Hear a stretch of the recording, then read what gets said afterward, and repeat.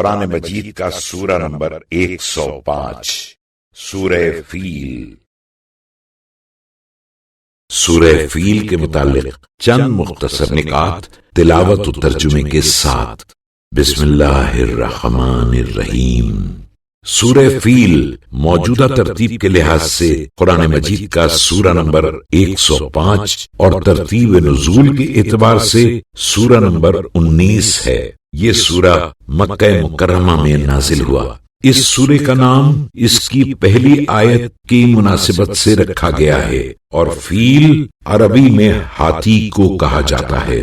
سورہ فیل اور سورہ قریش کی خاص بات یہ ہے کہ یہ دونوں سورے نماز میں ایک ہی سورہ شمار ہوتے ہیں، یعنی اگر کوئی شخص نماز میں ان میں سے کسی ایک سورے کی تلاوت کرے تو دوسرا سورہ بھی ساتھ پڑھنا ضروری ہے۔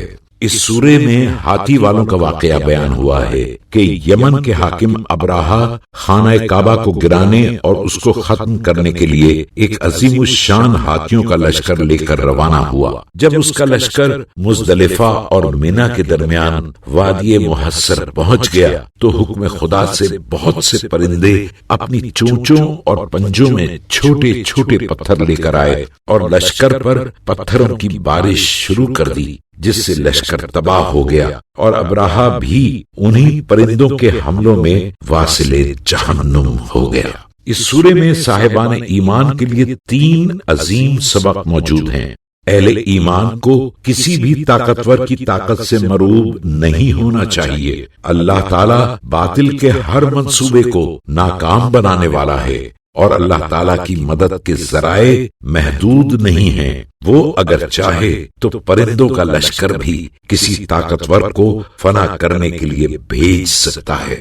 جو شخص اس سورے کی تلاوت کرے گا وہ دنیا میں عذاب سے محفوظ رہے گا۔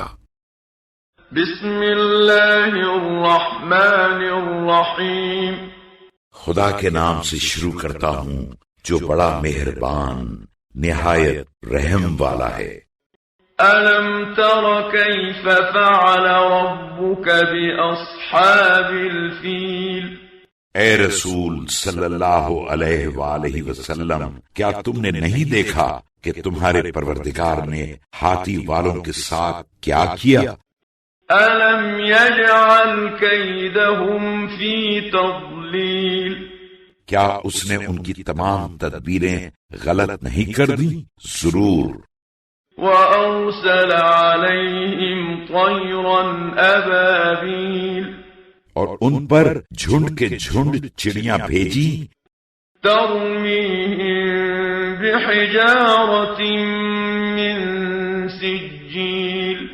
جو ان پر کھرنجوں کی کنکریاں پھینکتی تھیں، فَجَعَلَهُمْ كَعَصْفٍ مَّأْكُولٍ۔ تو انہیں چبائے ہوئے بھس کی طرح تباہ کر دیا۔